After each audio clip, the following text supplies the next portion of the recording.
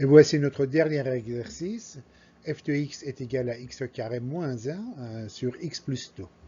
Déterminer les variations de la fonction f de x. Donc, vous savez très bien, il faut d'abord déterminer le domaine.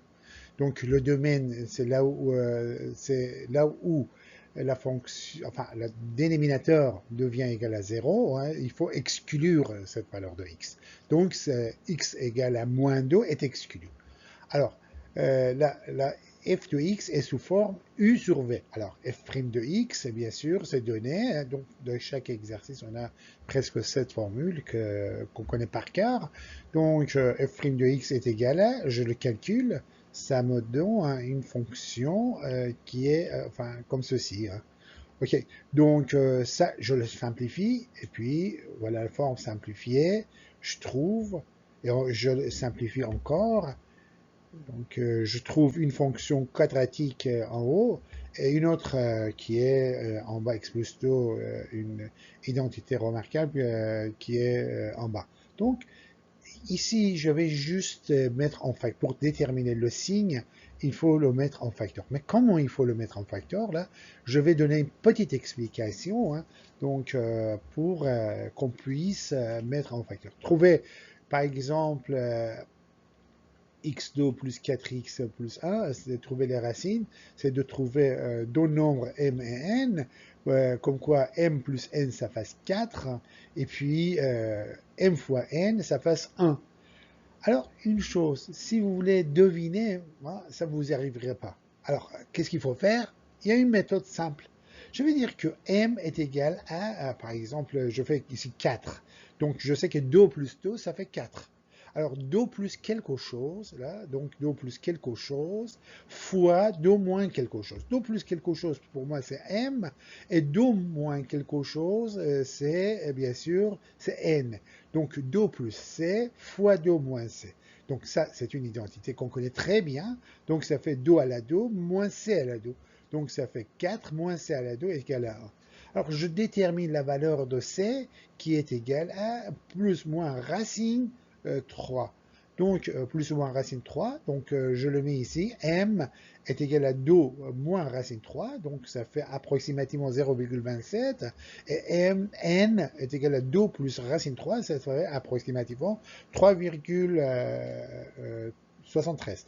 Donc voilà les deux valeurs que j'ai trouvées. Bien sûr, si vous vouliez le deviner, enfin, si vous voulez le deviner, vous ne l'aurez pas pu. Donc, je trouve les racines comme ceci, là. Et bien sûr, vous pourrez dire que j'aurais pu trouver par delta, oui aussi, ça pourrait être, mais comme vous voyez, ça c'est le plus simple possible qu'on puisse trouver ces deux valeurs, les racines. Donc je mets sur deux formes de facteurs comme vous le voyez ici, là. Donc maintenant, je peux déterminer le signe de f' de x. Ici en bas, c'est toujours positif, comme je l'ai dit, bon, je ne le mets pas, donc je continue là. Donc, on ne le met pas. Mais donc, je vais dresser le tableau. Donc, voilà le tableau. Et puis, je commence au moins l'infini. Là où la fonction en haut, ça devient égal à 0, il y a ces deux racines, moins 3,73 et puis moins 0,27. Donc, on le met ici. Et puis, je sais que pour x égale à moins 2, notre fonction devient, c'est-à-dire, n'est pas définie notre fonction. Donc, ça devient infini. Donc, voilà, moins 2, je mets ici une barrière, comme quoi notre fonction, notre courbe ne peut pas le dépasser. Donc, le courbe ici, c'est discontinu. Alors, là, je vais mettre x plus 3,73. Et puis, en bas, donc ici ça devient 0 là. Donc c'est négatif, positif, positif, et puis positif partout. Donc, et puis pour l'autre facteur, c'est-à-dire x plus 0,72.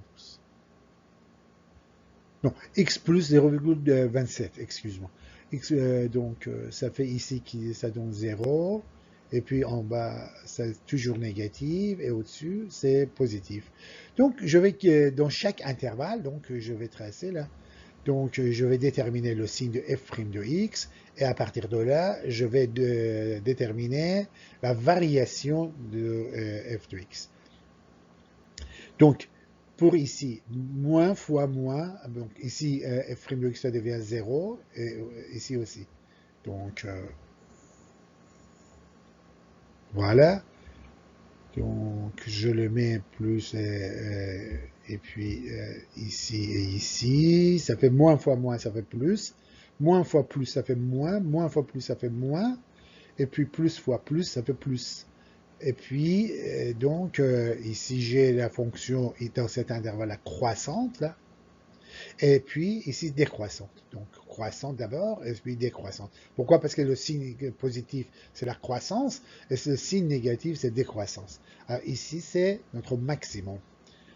Donc, on va voir, ici, négatif, donc décroissante, positive croissante, et puis ici, ça va de moins l'infini jusqu'à un maximum, et ça redescend à moins l'infini. Ici, pour l'image, hein, bien sûr, c'est-à-dire f de x. Ça va de plus l'infini qui vient, hein, ça va jusqu'à un minimum, et puis ça remonte à plus l'infini. Donc, ça, je vais le réduire, mettre un petit coin là. Voilà ici, là. Donc, à partir de là, donc c'est le même tableau que le précédent, là, mais je vais dresser le tableau. Mais avant, je vais trouver l'asymptote. Ça, c'est dans cet exercice-là, hein, trouver l'asymptote oblique, c'est important. Trouver l'équation de l'asymptote oblique. Cet exercice-là, je l'ai choisi pour ce but. Comme vous avez vu, jusqu'ici, c'était facile. Mais pour la fonction f de x en fonction de x, j'ai à déterminer l'asymptote oblique. Déjà, il y a un asymptote, enfin un seul asymptote vertical qui est en moins 2. Donc, on va le tracer après. Mais pour l'instant, je vais le déterminer. L'asymptote oblique, c'est la limite. Regardez, je ne cherche pas la limite exactement, mais je cherche la forme avec laquelle cette fonction tend vers l'infini. Donc, je divise x au carré moins 1 à celui-là et je trouve cette forme-là. Donc, c'est une division simple de x au carré moins 1 sur x plus 2. Ça me donne ceci. Donc, quand x tend vers l'infini, 2 est négligeable devant l'infini, donc ça fait 3 sur l'infini, ça fait 0. Donc, ça, le troisième terme, c'est à négliger. Et la forme, c'est comme ça. C'est avec la forme de x moins 2 que notre fonction tend vers l'infini. Donc, voilà l'équation de la droite de l'asymptote, là. Donc, l'équation de l'asymptote oblique avec laquelle là, notre fonction tend vers l'infini. Donc, regardez, quand x est égal à 0, y est égal à moins 2, donc ça coupe ici à moins 2. Regarde le laser. Et puis, quand y est égal à 0, ça coupe ici en 2. Donc, moins 2 et 2, ce sont deux points qu'on connaît d'après là, et on trace bien sûr, l'asymptote. Et une chose, qu'ici, il y a moins 2, donc il y a une asymptote verticale, donc je la trace comme ça. Et puis, je vais de moins l'infini, donc notre fonction commence, il vient à un maximum ici, et il redescend à moins l'infini, comme vous le voyez ici. OK? Donc, mais ce côté-ci, ça descend de plus l'infini, l'image, donc ça descend de plus l'infini, ça vient jusqu'à un minimum, et ça remonte, bien sûr, encore à plus l'infini, mais avec cette asymptote bleue-là. Donc voilà, dans cet exercice, j'ai essayé de montrer comment on détermine les formes de l'asymptote oblique. Bon, pour aujourd'hui, enfin pour cette séance, c'est suffisant. Et puis, je vous souhaite un bon courage et je vous remercie de suivre jusqu'au là. Merci.